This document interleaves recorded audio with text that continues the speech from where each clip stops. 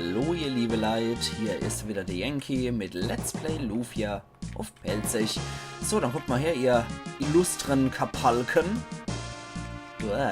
Und schauen wir mal, was wir da noch irgendwie anrichten können.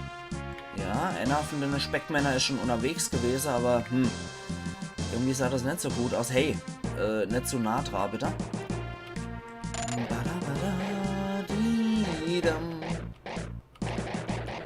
So, komm schon. Hey, Specki. Komm mal her. Ja, das ist etwas ätzend gerade. Da kommt schon. Hier bin ich. Hier. Nicht A-Greifer. Hier, komm mal. Komm, hier gibt's was Leckeres. Hier gibt's Maxim und Co. Yam, yam, yam. Ganz besonders lecker auf Toast. Hopp, kommt. Kommt doch endlich. Oh, ist das gemein. Die Gegner bewegen sich jetzt an, gerade so wie ich mir das erhofft habe. Die bewegen sich sehr lahmarschig. Bis wir irgendwann einen Überraschungsangriff selber abkriegen. Wir provozieren so richtig. Na kommt schon. So schwer ist das doch nicht. Auf die Plattform drauf. Der andere Typ, den wir damals missbraucht haben dafür, dieser Gegner, der war erheblich kooperativer, muss ich sagen. Drachi, komm her. Na komm schon. Den Stärk kriege ich noch nicht mal. Och Mensch. Ach Mann. Ich muss sie doch als Gewicht benutzen. Dann kommt doch her. Ist doch nicht schwer, herkomm mal. Ich brauche euch Brockengegner. Kommt doch mal her. Fettes Getier. Ja, komm mit. Komm mit, Drache. Psst. Hier. Nein, lass doch so einen Scheiß.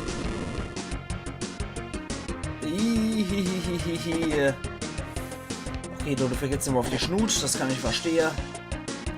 Das ist noch gesund, das ist normal. Mir nach. Hopf, kommt schon. Lasst mich nicht betteln. Das ist ätzend. Ansonsten gibt es aber auch nichts anderes, was ich nehmen könnte, ne? Nur die Gegner bleiben übrig.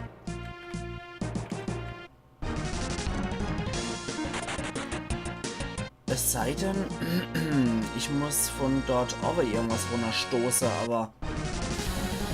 Ja, jetzt kriege ich die ganze Zeit auf die Fresse gekloppt, nur weil ich hier versuche, diese Mistviecherart zu greifen. Beziehungsweise herzulocken. Stirb! Und du genauso. Stirb! Na gut, gucken wir uns dann nochmal hier kurz um. Da können wir so lang gehen. Ah, das macht auch ein bisschen mehr Sinn. Der ist auch etwas angriffslustiger, der Kerl. Geht doch. Ja, und ich probiere ohne halt die ganze Zeit die Freakos hier platt zu machen. Machen wir das doch so. Dann können wir jetzt nämlich die Mistviecher Ammo schnetzeln. Irgendwie habe ich halt einen ziemlich Close im Hals. Ja, als Trophy of the Gordo. Ich aber muss sagen, es ist zwingend notwendig, dass wir uns mal wieder runter heilen. Und der Rest geht weiter auf die B-Mods drauf.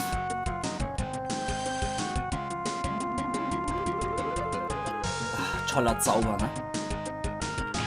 Vor allem, wenn man für jeden so absolut die Komplettheilung machen kann. Außer für Guy, der hat ein bisschen mehr. Ja, ich wusste doch, dass die Erdbeben hin, aber es macht nicht so viel.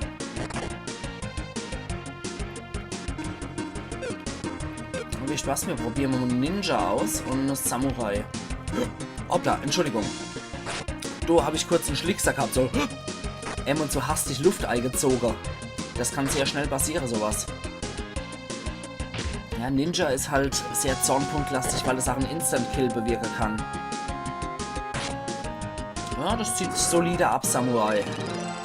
Samurai. So. Nicht diese Samurai, wie ich es gerade ausgesprochen habe. Mann, oh Meter, irgendwie ist heute mein Badge-Telling-Tag, habe ich das Gefühl. Ich kann mich nicht richtig artikulieren. Heute nuscheln wie die Sau, wie es aussieht.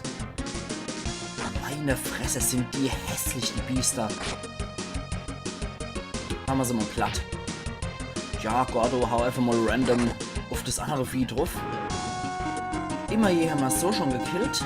Dann ist nur noch einer übrig. Mach mal ein bisschen stärkere Attacke drauf, Gordo. Nicht du, Krähe. Fühl du dich nicht ermutigt, uns stärker anzugreifen. Und... natürlich nicht. Und Guy macht dann hoffentlich den Finisher. Macht er. Für Seelan ein Levelchen. Dann machen wir noch den Champion auf alle. Dann Love die Geschichte nämlich. Und auf den Grasdrachen. So. Jetzt ist nämlich kennenzulernen Mistviecher mehr sicher. Nachdem ich weiß, dass ich die nicht brauche, um die Plattform zu heben. Das war eklig. Okay, folgendes. Dass Gordo hoffentlich noch seine Punkte kriegt, möchte ich erreichen, indem ich jetzt einen Phönix drauf schmeiß. Und das zieht solide ab, ja. Gut. Da hat Gordo somit auch noch seine Erfahrungspunkte gekriegt. Und wir gehen jetzt auch noch auf die Power Hydra des Todes drauf. Das sind sogar 2 von den Viecher. Aber cool finde ich die schon. Die sehen echt cool aus. Vor allem, dass sie jetzt aber mit Flügel ausgestattet ist. Alter Falter. Dann nix wie drauf. Und Andy schon gekillt. Dann hoffen wir doch, dass die nicht zum Angriff kommt, weil die kann ordentlich austeilen. Das weiß ich noch. Das Vieh dealt richtig gut aus. Wenn man es dazu kommen lässt. Okay, jetzt hätten wir das geregelt. Das Vieh ist jetzt natürlich nicht mehr da. Da geht's noch hoch. Also den Weg lang. Da geht's raus, hoffentlich zum Schlüssel. Nö, anscheinend nicht. Das ist einfach nur der Balkon hier. Na gut, das sind nachher Pfeile, um runter zu hupsen oder so. Gehen wir halt wieder runter. Das ist halt ein Salat. Und dann gehen wir da lang. So. Hoppla. Voll in die Salamander reingerannt. Dann machen wir doch da mal ausnahmsweise. Wo ist es dann? Die Frostfee, die gute. Und Arthea darf sich mit der Frostfee um den hier kümmern. Einfach mal, um so wertneutral zu gucken, wie viel das abzieht. Und es zieht ziemlich gut ab. Ja, die kontern natürlich mit einem entsprechend starken Feuerspruch. Ja, das ist immer ein Zauber, bei dem Gordo definitiv ein Vorteil ist. Ja, nackische Frauen haben es anscheinend ziemlich drauf hier im Kampf. Oh, 604, das war besser als Arthea. Nicht schlecht. Dann dürfte man die Viecher eigentlich ziemlich fix erledigt haben. Genau, gibt ein Feuerjuwel over 3. Lassen wir uns mal genauer angucken. Feuerjuwel. Ein mystisches Juwel, in dessen Inneren eine Flamme brennt. Feuerhauch. Alle Gegner werden von einem Feuerhauch getroffen. Das ist dann mit Blutball. Erhöht ihr Stärke, zieht ihr magische Abwehr aber immens runter. Ihr Intelligenz geht hoch und ihr Abwehr schwindet. Ups, das wollte ich doch gar nicht. Nein, falsche Taste. Du bleibst beim Erdjuwel. Nö, bringt dir auch nichts. Und nö, Arthea auch nicht. Schade. Na dann attackieren wir mal den Blutdrachen. Öfters mal was Neues. Mehrere Drachearten leben anscheinend hier.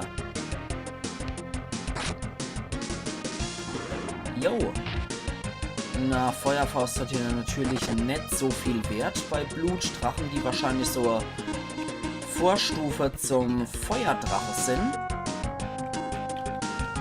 Eine Runde Champion für alle. Ja, Artheas Zauber sind doch schwächer als Seelans Zauber. Und, jo. Bleibt noch ein Drache und so ein Golem übrig. Der Magma-Golem. Den Magma. Gott, wie schlecht. Entschuldigung, aber ich kann mal so Flachwitze leider nicht verkneifen. Gut, schnackig Fra for the win. Dürfte gut was abzischen, ja. Definitiv. Dann dürfte sie dann hier auch der Finisher mit Zauber eigentlich machen können. Und ja, sieht gut aus. Mit der richtigen Zauber im Gepäck haben wir definitiv einen Vorteil. Nicht verkehrt. So, dann bleibt nur noch der letzte Drache. Ich mag es einfach mal probieren. Nur mal schauen, ob Frostfee auch hier gut wirkt. Wir haben ja nicht umsonst die ganze tolle Zauber kriegt. Ja, das sieht auch sehr gut aus. Ich hoffe, das reicht. Na, schade. Phönix Sturm auch noch. Alter. Ja, das zieht ein bisschen mehr ab als Phönix. Aber bei Gordo glücklicherweise nicht wirklich was. Das ist nicht der Rede wert, der Schade, aber bei der anderen zieht es schon ordentlich was ab. Dann folgendes. Wir machen das jetzt einmal so, damit ATA als erstes dran ist. Und wir sofort geheilt werden. ATA hat halt die richtig hohe Bewegung. Die kann sich sowas leichter. Gut, dafür gibt es auch ein Level für sie und für Gordo auch noch. So. Irgendwie scheine ich den Schlüssel verpasst zu haben, oder? Wobei, es gab ja eigentlich schon den Weg, den wir nehmen konnten. Von daher, ich nehme schon an, dass ich richtig bin. Hier irgendwo muss es dann wahrscheinlich runtergehen zum Schlüssel. Da müssen auch die Schlüsseltüre dann zum Boss kommen etwa. So. Okay. Schade, kein Präventivangriff für uns. Wir probieren es jetzt mal mit Bomber aus. Ja, bei Krähe wird das wahrscheinlich nicht so nützlich sein mit Erdbeben, wenn das fliegende Gegner sind. Okay, immer weiter. Drauf in der Hohlekopf. Ja, das zieht nicht verkehrt ab. Der Terminator kommt hinterher. T800 für euch und ja, zieht nicht schlecht ab. Da ist Gordo schon noch recht gut die Hilfe, würde ich sagen. Beim Endboss wird er uns natürlich nichts bringen. Als Feuerdrache Junior wird er uns, wenn nicht bringen, gegen dann eine Feuerdrache, den wir dann hier als Gegner haben. Södele, dann auf der Behemoth der Präventivstoß. Die halten ja gut was aus, die Viecher. Ziehen nicht besonders viel ab, aber sie halten gut was aus. Deshalb gibt es der T1000 oben drauf. Der nicht viel abzieht. Und weiter. Auf die Gosch. Ja, gut. Dann, ach Mann, Gordo, spart er doch die Attacke.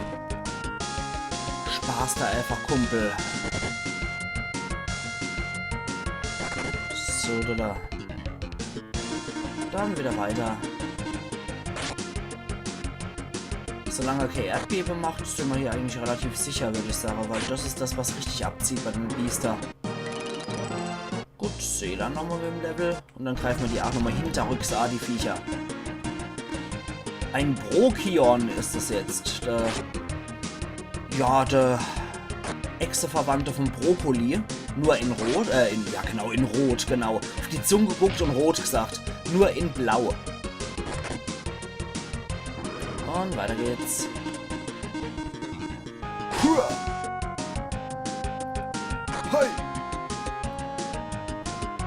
Okay. Dort zieht er wieder nicht schlecht ab, der Gordo. Hopp, bitte mach den Finisher. Ah, ich hasse das. Yeah. Okay, wir gehen jetzt mal auf Risiko. Ich hätte gern Stärke auf euch zwei und hoffe, dass das Vieh jetzt wenigstens die Attacke noch überlebt. Damit der Zauber einfach nur greifen kann. Ja, für Maxim leider nicht das Maximum.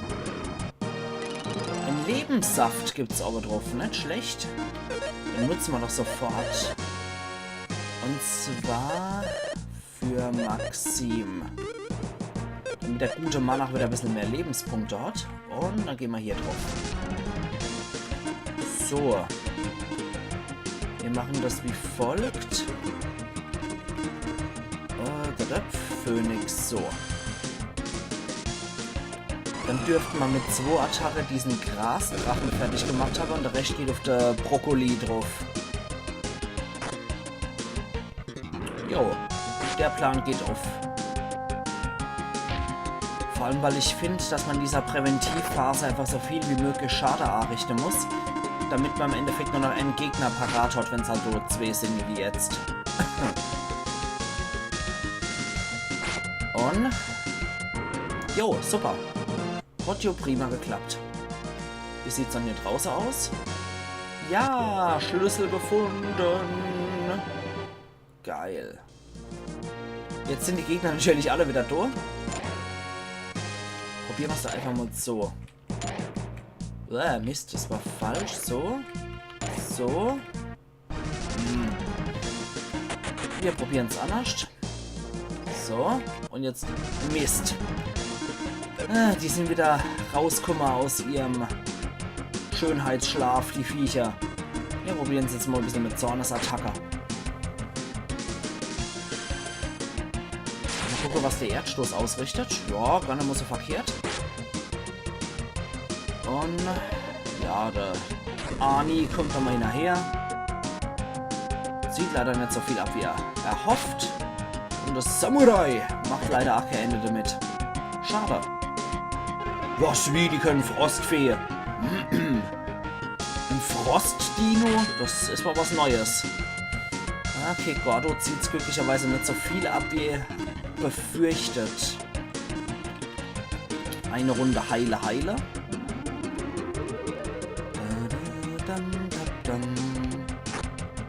Und dann machen wir da recht platt.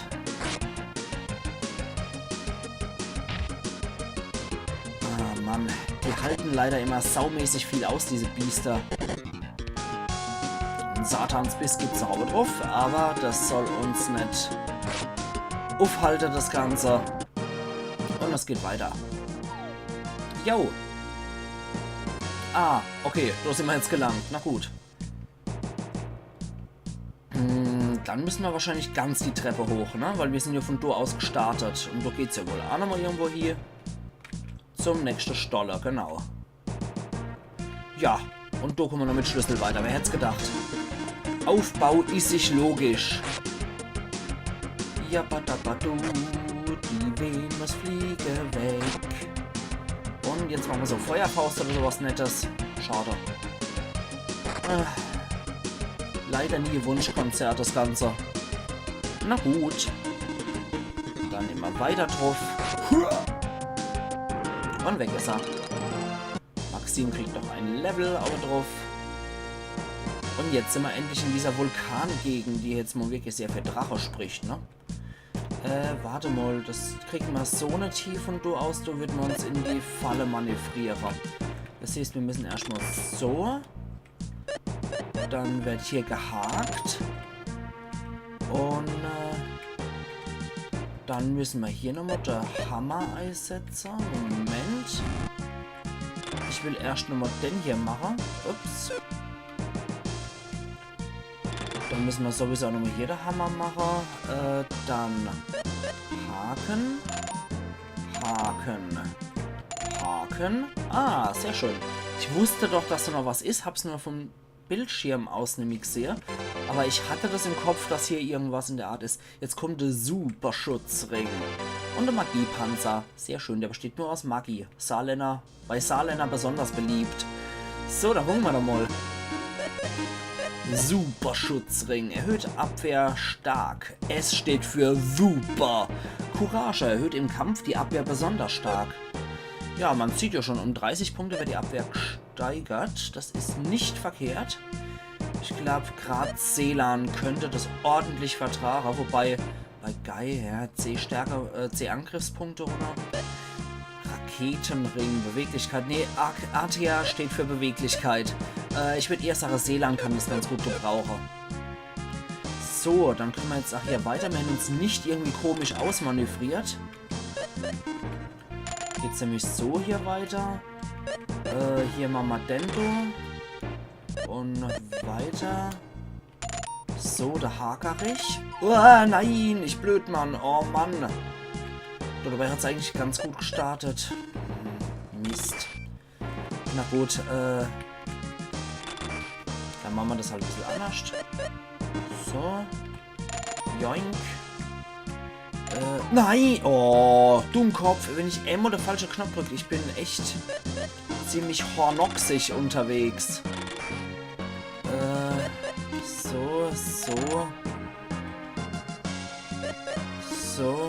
So. Das ist halt immer etwas nervtötend. So. Hä? Das war dumm. Das war jetzt gerade richtig dumm. Ja, das war ZSB, ziemlich saublöd. So, nochmal. Hammer. Dann so.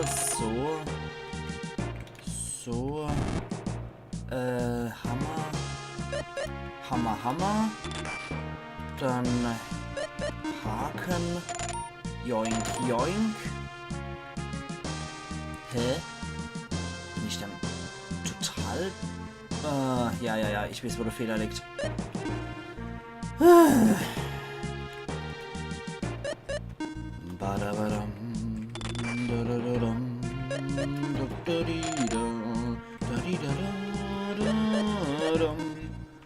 So muss es nämlich sein.